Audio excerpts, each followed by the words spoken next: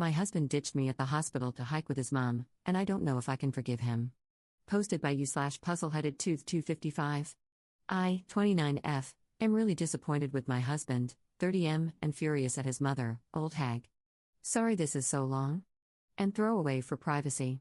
For context, my husband is from the West Coast, where his mother still lives. He moved to the East Coast for college, and that's where we met, after graduation. At the start of our relationship, she would visit 3 to 4 times a year and make him take PTO so he could entertain her throughout her visit. After 2 years of this, while we were still dating, I asked him how we were ever meant to go on a vacation together if his PTO was spent at home with his visiting mother. We agreed to save PTO for a trip to Europe we took in 2023, and he agreed to tell his mother he couldn't take off from work every time she visited. In my last job, I was able to work from home 4 days a week, and every time she visited, she sulked all day like a puppy who'd had her toys taken away. But once my husband came home, a switch flicked and she was happy, and clingy, again. So here's the issue now. My husband and I moved states about 6 months ago, closer to my family. I have a new doctor who recommended me for a surgery that my old doctor kept putting off. It's not a complicated procedure, and it will greatly increase my quality of life for decades. My mother-in-law decided she's due for a visit and wants to explore our new town, saying she'd come to help around the house while Op recovers. I'm going to be out of surgery and in pain, and I really don't want to put up with her energy. However, we agreed, with my husband saying this isn't a sightseeing visit, she's here to help out, cook, clean, laundry, etc., so I can rest and recover. She can come for a proper visit later in the year. My husband dropped me off at the hospital on Wednesday.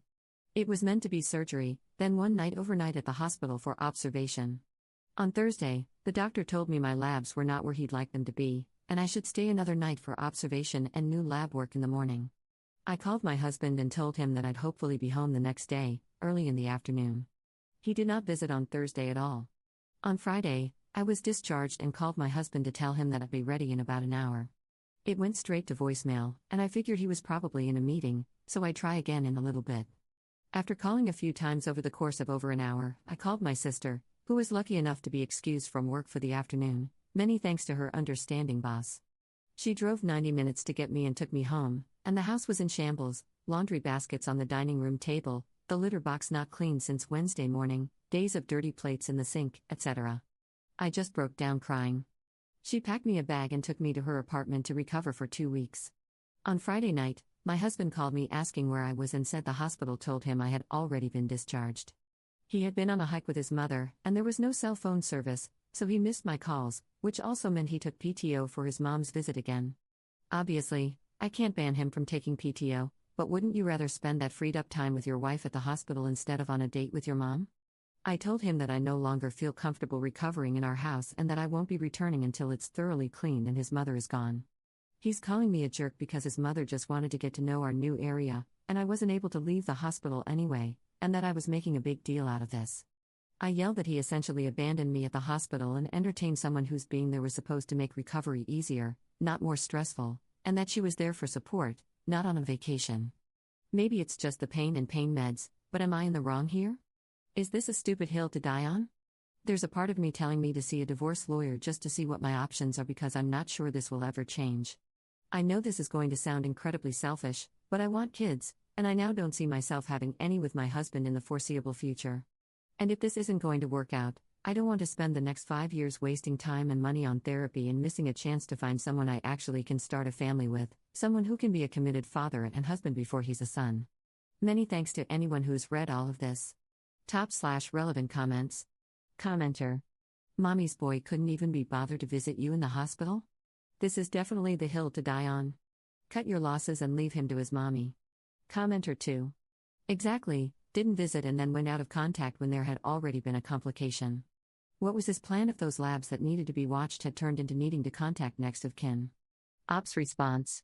He kept saying it was a simple procedure and there wouldn't be any emergencies. It was a simple but invasive surgery. It's not like I had a mole removed. Commenter 3. Your husband dropped you off? My mother had 95 surgeries in her lifetime, he was at the hospital for all 95. Stay at your sister's house and have her get your stuff. This is the mountain to die on. Commenter 4.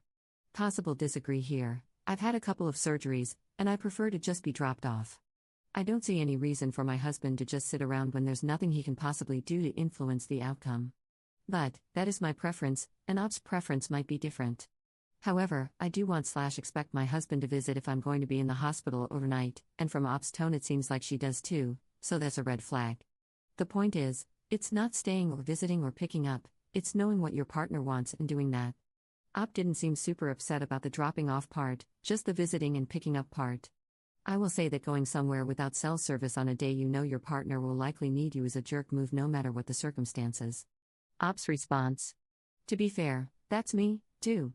I didn't want him to take PTO for the whole day, but I did expect him to visit me after work at least to check in. Update 1 month later. Hi all. I posted a month ago about my husband basically abandoning me at the hospital to entertain his visiting mother. I thought I'd post an update. We are done. I'm still at my sister's place, and my boss is letting me work remotely due to the commute, but I have an apartment I'm moving into in July that's a 10-minute drive from my job. Thank you to everyone who responded. It was a bit overwhelming. I went into defensive mode and thought I had put my husband in a bad light, but you all really slapped the rose-colored glasses off me. We spoke on the phone every day the first week I was away. He asked his mother to leave ASAP so I would feel comfortable coming back home. After a week, I told him I still needed space and was coming the next day to grab more things. Once he saw that I had an empty bag and my sister brought 2 empty pieces of luggage, he realized I was taking a lot because I wasn't planning to come back soon. He asked to talk, and I figured we should get it done and over with. I told him we needed to separate. He tried to argue that his mother only visits a few weeks out of the year and that things are great otherwise. I told him that the issue is he expects me to be okay during those weeks with him ignoring my feelings to cater to hers. I said things don't magically go back to normal once she leaves. There's resentment toward him for weeks for doing it again, and self-hatred for me allowing it to happen again. He asked to go back to couples therapy. I told him it didn't work last time. We had a great therapist who helped him put boundaries in place and deliver consequences when his mother overreached. But as soon as she'd arrive, she'd break one boundary, he'd let it pass, and then she had carte blanche to stomp on them all. And when I tried to reinforce them, I'd get no support and be the bad guy. I told him I'm turning 30 this year and I want to start a family. But I can't see starting one with him. If he can't put me first when I'm just out of surgery, why would I think he'd put our children first? I reminded him that his mother is retiring in less than 10 years. What happens when she decides she's frail and lonely? I asked him if he'd move her and whether I was okay with it or not.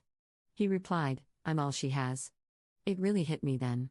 This was not the life I thought we were building together. It was not the life I wanted or could settle for. He asked if he was really that bad of a husband. I sorta lied and said, no, but you're just not the husband I need. I told him he either needs a wife who's okay with being the side piece in his relationship with his mother or no wife at all. I left with my sister, and 10 minutes into the ride back to her place, his mother called me. I sent it to voicemail.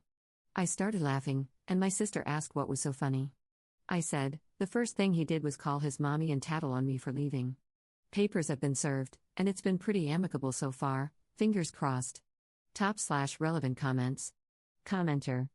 I pity him a little. She has put her claws into him so deep that he'll never be able to live his own life and form meaningful relationships with people other than her. Good for Op to realize what that would mean for their marriage and walking away. Op's response. I kind of pity him, too. I don't think he'll ever have a healthy relationship with any woman in his life. Commenter 2. He called his mom immediately LMAO. Congratulations on ditching that loser baby man boy. Editor's note. Op's account is now disabled/suspended, so no further updates will be made from this account, although I'm assuming this is concluded since papers have been served and she has no intention of going back.